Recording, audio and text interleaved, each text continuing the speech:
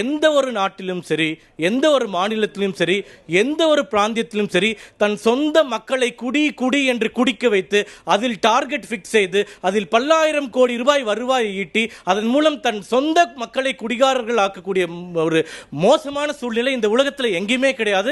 அதுவும் இந்த திமுக ஆட்சியில் மிக மிக மோசமாக சூழ்நிலை சென்று கொண்டிருக்கின்றது. ஒவ்வொரு மாவட்டத்திலும் கலெக்டர்ஸை வச்சு ரிவ்யூ மீட்டிங் போடுறாங்க. குடி விற்பனை, மது விற்பனை ஏன் குறைந்து விட்டது, அதை ஊக்குவிப்பதற்கு என்ன செய்யலாம் என்று. இது போன்ற ஒரு சூழ்நிலை எந்த நாட்டிலேயாச்சும் பார்த்திருக்கீங்களா? முக்கியமான உயர் அதிகாரி சொல்கிறார், கடந்த வருடம் நிதியாண்டு பட்ஜெட் முடிக்கும் போது 45,000 கோடி ரூபாய் மதுவினால் எங்களுக்கு வருமானம் வந்தது,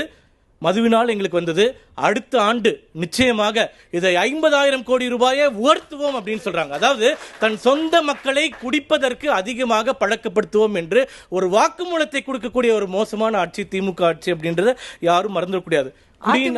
ரொம்ப குறைச்சு விட்டாங்க. இல்ல அதான் சொல்றேனே நானு. அதாவது இது போன்ற குடி என்று டார்கெட் ஃபிக்ஸ் செய்து மக்களிடம் இப்படி பணத்தை பிடுங்குவது. அது மட்டும் இல்ல, 10 ரூபாய் பேட்டர் எல்லாருக்கும் தெரியும் நினைக்கிறேன். 10 ரூபாய்